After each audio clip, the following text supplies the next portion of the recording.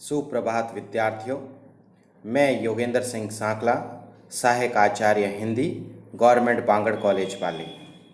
विद्यार्थियों, हमने पिछले वीडियो के अंतर्गत कृष्ण भक्ति काव्य परंपरा के विषय में पढ़ा था कि कृष्ण भक्ति काव्य परंपरा का जो शुरुआत होने का जो वास्तविक प्रारंभिक उद्घाटन था वह किस रूप में हुआ और किन किन धाराओं के द्वारा और किन किन संप्रदायों के द्वारा हमने कृष्ण भक्ति काव्य धारा के जन्म का संपूर्ण वर्णन हमने पढ़ा था। अब हम अगले कृष्ण भक्ति काव्य धारा के इसी अध्याय के अंतर्गत हम देखते हैं कि हमारे सामने कृष्ण भक्ति काव्य धारा की महत्वपूर्ण विशेषताएं उभर करके आती हैं। चाहे हम कृष्ण भक्ति काव्य धारा की विशेषताएं की बात करें या फिर उस धारा की प्रवृत्तियों की बात करें, यह एक ही मत है। तो हम देखते हैं कि कृष्ण भक्ति काव्य धारा जो कि एक विस्तृत स्वरूप के रूप में हमारे सामने उभर करके आई थी, तो उस कृष्ण भक्ति काव्य धारा की क्या क्या विशेषताएं रही और ऐसी क्या उसके अंतर्गत खूबियाँ रही जिसके कारण से इस धारा का एक सर्वोच्च स्थान हमारे हिंदी साहित्य के अंतर्गत देखने को मिलता है। तो हम यदि बात करें तो कृष्ण भक्ति काव्य धारा के अंतर्गत यदि हम देखें तो भक्ति काल में कृष्ण भक्ति साहित्य का अपना एक अलग ही महत्व दिखाई पड़ता है। इसमें श्रृंगार और वात्सल्य रस का अद्वितीय निरूपण हुआ है। महाकवि सूरदास ने तो अंधे होते हुए भी श्रृंगार और वात्सल्य के क्षेत्र का कोना कोना छान मारा था।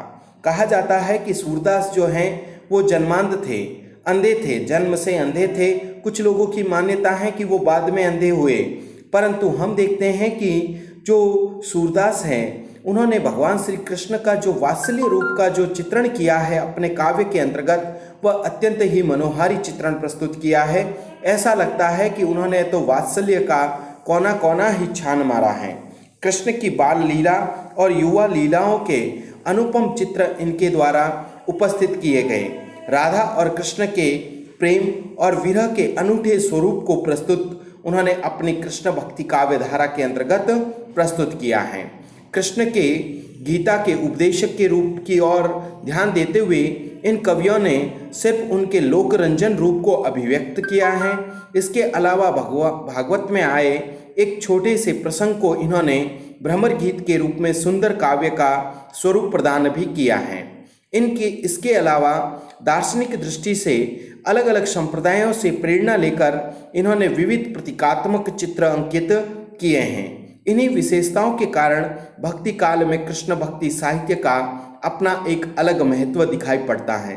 भक्ति काल के कृष्ण भक्त कवियों में शूर, मीरा, नंददास जैसे उत्कृष्ट काव्य की रचना हमें देखने को मिलती हैं।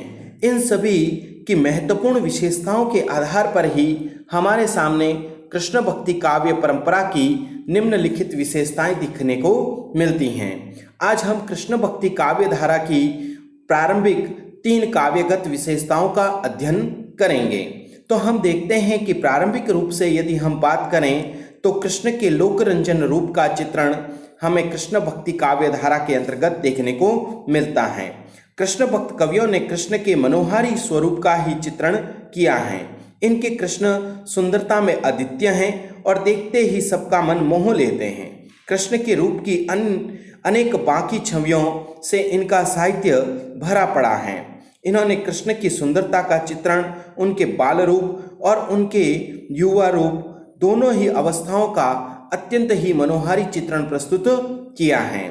यदि हम सर्वप्रथम कृष्ण के बाल रूप के सौंदर्य के विषय में देखें तो हमारे सामने कृष्ण के बाल सौंदर्य का जो रूप है वह विविध छवि के अंतर्गत अत्यंत ही मनोहारी छवि के अंतर्गत दिखाई पड़ता है। कृष्ण के बाल रूप का सौंदर्य कृष्ण भक्ति काव्य धारा में अत्यंत ही प्रभावशाली है।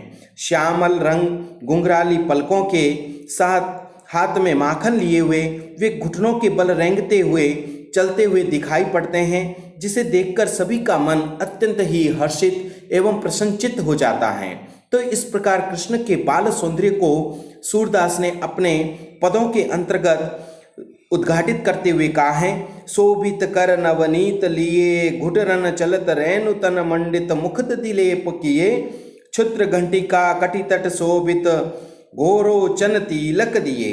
इसका अभिप्राय यह है कि शोभित, शोभित यानी सुशोभित होते हैं, कर नवनीत लिए, कर यानी हाथ, नए नए छोटे छोटे हाथों को से सुशोभित भगवान श्री कृष्ण ऐसे सुंदर प्रतीत हो रहे हैं कि मानो उनके नवीन जो हाथ हैं, पैर हैं, वह ऐसे सुंदर प्रतीत हो रहे हैं कि जिसकी शोभा का वर्णन करना ही अत्यंत ही अलौकिक है। घुटरन चलत रैनु तन मंडित, मुखद दिलेप किए, कि जब वे भगवान श्री कृष्ण जब घुटनों के बल चलते हैं तब उनका जो शरीर है वह धूल मिट्टी से सना हुआ है और मुख पर उन्होंने दही का लेपन कर रखा है, तो उनकी जो मनोहारी जो बाल छवि है वह अत्यधिक मनोहारी सुंदर प्रतीत होती हैं। उसके साथ साथ इसमें वर्णन किया है, क्षुद्र घंटी का कटि तट शोभित, घोरोचन तिलक दिए, और उनकी कमर पर, कटी यानी कमर पर उनकी छोटी छोटी घंटियाँ अत्यधिक मनोहारी बाल रूप में सुशोभित हो रही हैं और उनके मस्तक पर घोरोचन तिलक लगा हुआ उनका जो बाल स्वरूप है वह बहुत ही मनोहारी प्रतीत होता है। इसी लोकरंजन रूप के अंतर्गत हम यदि उनके दूसरे स्वरूप का वर्णन देखें तो वह हमारे सामने आता है किशोर कृष्ण का सौंदर्य। अगर हम किशोर कृष्ण के सौंदर्य की बात करें तो कृष्ण के किशोर की सुंदरता के भी अनेक चित्र हमें कृष्ण भक्ति काव्य धारा में दिखाई पड़ते हैं। इस अवस्था में वे सिर पर मोर मुकुट धारण किए हैं। जब वे कृष्ण बाल्यावस्था से जब किशोर अवस्था की ओर बढ़ जाते हैं तब वे अपने सिर पर मोर मुकुट को धारण करते हैं। उनकी कमर में पीला वस्त्र, हाथ में मुरली सुशोभित हैं और छाती पर वैजंती पुष्पों की माला अत्यधिक मनोहारी रूप में सुशोभित होती हुई दिखाई देती हैं। ऐसे बाल कृष्ण के रूप सौंदर्य को देखकर सारी गोपियां अपनी सुध बुद्ध खो बैठती हैं। तो इस प्रकार कृष्ण की जो किशोर अवस्था का जो स्वरूप है वह बहुत ही मनोहारी और अत्यधिक मुग्ध करने वाला प्रतीत होता है, जिनके किशोर अवस्था के रूप पर गोपियां अत्यधिक मोहित हो जाती है और उनसे सहर्ष प्रेम करना वह स्वीकार्य करती हैं। तो इस प्रकार से कृष्ण के किशोर सौंदर्य का अत्यधिक मनोहारी लोकरंजनकारी रूप का चित्रण दिखाई पड़ता है। अगले कृष्ण के लोकरंजन रूप के चित्रण के अंतर्गत यदि हम बात करें तो कृष्ण युवा के सौंदर्य का रूप हमारे सामने उद्घाटित होता हुआ दिखाई देता है। कृष्ण के युवा रूप को, उनकी बाकी छवि को, उनके नटवर नागर रूप को अनेक रूपों में कल्पना करके उपस्थित किया गया है। वे गोपियों के साथ रास रचाते हैं, राधा के साथ विभिन्न प्रकार की क्रीड़ाएं करते हैं और अपनी मोहक मुस्कान से सबको अपनी ओर अनायास ही खींच लेते हैं। उनकी इसी मनोहारी सुंदर लीला का वर्णन मीरा ने भी अपने पदों के अंतर्गत किया है। वे कहती हैं, बसो मेरे नैनन में नंदलाल, मोहनी मूर्ति सांवरी सूरति, नैना बने विशाल। यानी कि उनकी अत्यंत ही मनमोहक जो छवि है वह सदैव अपने नेत्रों में वह मीरा बसाना चाहती हैं। इस प्रकार कृष्ण भक्त कवियों ने कृष्ण के जन मन को लुभाने वाले लोकरंजन रूप को कई तरह से प्रस्तुत किया है।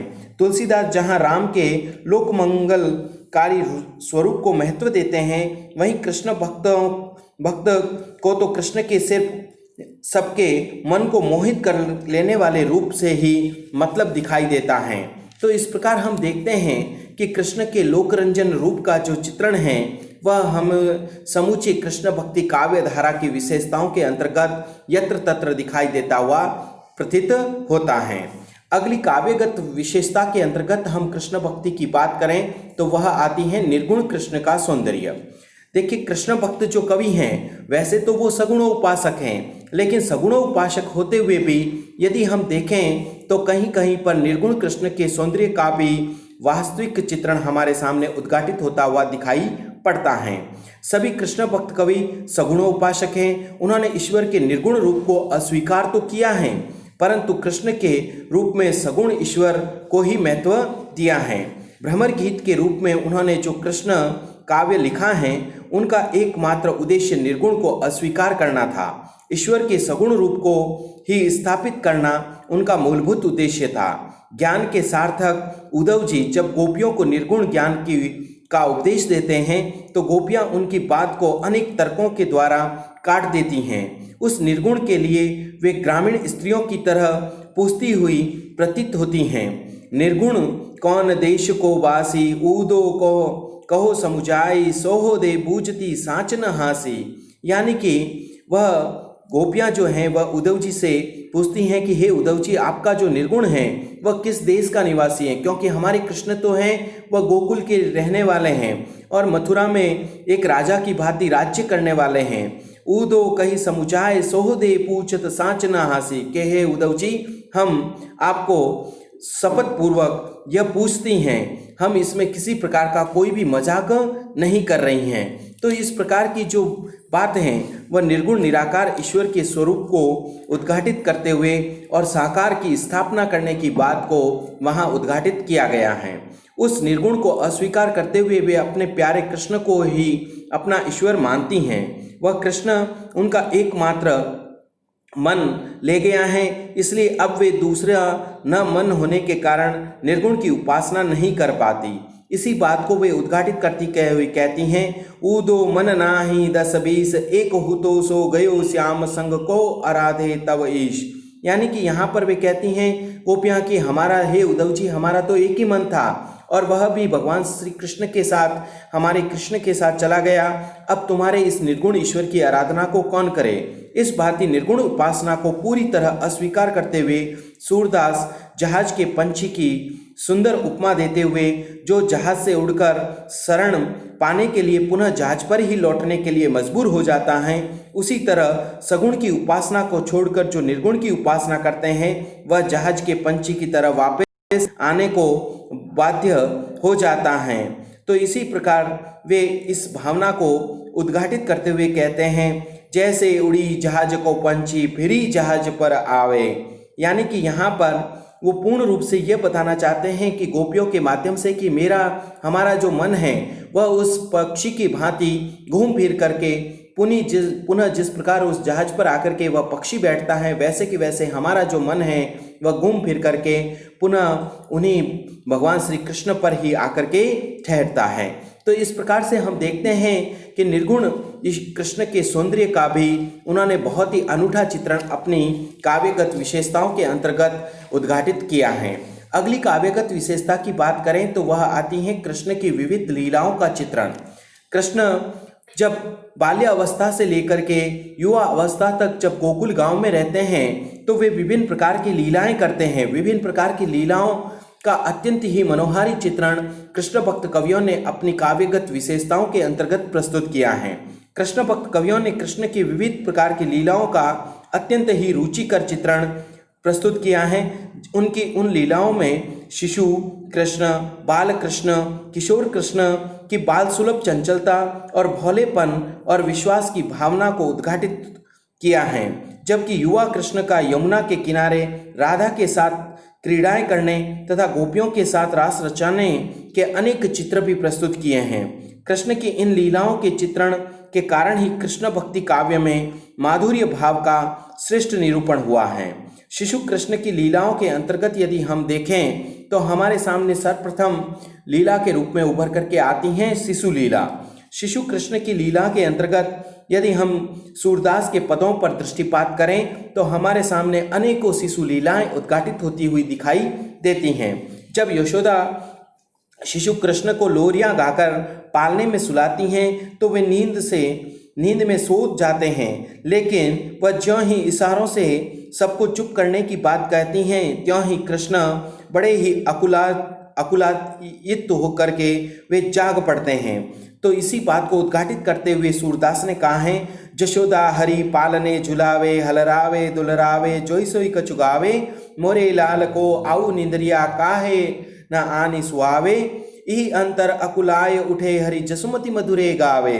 कि जब यशोदा मैया जो है भगवान को पालने में झूला झुलाती हैं, उन्हें बड़ा ही दुलारती रहती हैं और गीत गाती रहती हैं, मधुर गीत गाती हैं। वह गीत गाते हुए कहती हैं कि मेरे लाल को आऊ निंद्रिया, के मेरे हे निंद्रिया तू अति शीघ्र मेरे लाल के पास आ जा और आकर के इसे सुला दे। तब कृष्ण जो हैं वह क्षणिक मात्र कुछ देर के लिए अपने नेत्र की पलकों को मूंद लेते हैं। तब यशोदा ये सोचती हैं कि कृष्ण सो गए हैं। तब वह सभी को इशारे करके चुप होने के लिए कहती हैं, लेकिन इसी बीच कृष्ण अत्यंत ही व्याकुल होकर के पुनः वे जाग जाते हैं और यशोदा मैया मधुर गीत गाती हुई सुनाई देती हुई प्रतीत होती हैं। इस प्रकार से शिशु की बाल लीलाओं का अत्यंत ही मनोहारी चित्रण जो है वह कृष्ण की काव्यगत विशेषताओं के अंतर्गत हमें दिखाई पड़ता है। अगली कृष्ण की लीला का जो चित्रण है वह हमें दिखाई देता है बाल अवस्था की लीला के रूप में। यदि हम बाल अवस्था की जब कृष्ण शिशु से बाल्य रूप को जब धारण करते हैं तो उनकी बाल लीलाएं अत्यधिक मनोहारी प्रतीत होती हैं। बाल अवस्था में कृष्ण कभी अपनी चोटी न बढ़ने की शिकायत करते हुए, दूध न पीने की इच्छा को प्रकट करते हुए अपनी माता के समक्ष कहते हैं, मैया कबहू बढ़ेगी चोटी कीती बार मोही दूध पीवत भैया अजहु ही छोटी। यानी कि एक बाल सुलभ जो चेष्टा होती है वह बाल सुलभ चेष्टा का अत्यंत ही मनोहारी चित्रण हमें उनकी बाल कृष्ण अवस्था की लीला के अंतर्गत दिखाई पड़ता है।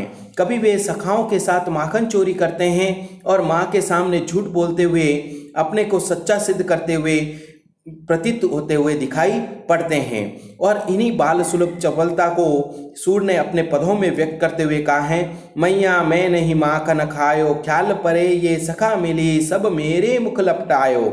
जहाँ पर वे अपनी माता से ये कहते हैं कि मैया मैंने माखन नहीं खाया है, ये तो वह मेरे जो सभी बाल सखा हैं इन सभी ने मिलकर के मेरे मुख पर दही मक्खन का लेपन कर दिया है और मुझे बार बार अपराधी के रूप में प्रस्तुत करते हुए ये मेरे बाल सखा मुझे जो है वह दिखाई पड़ते हैं।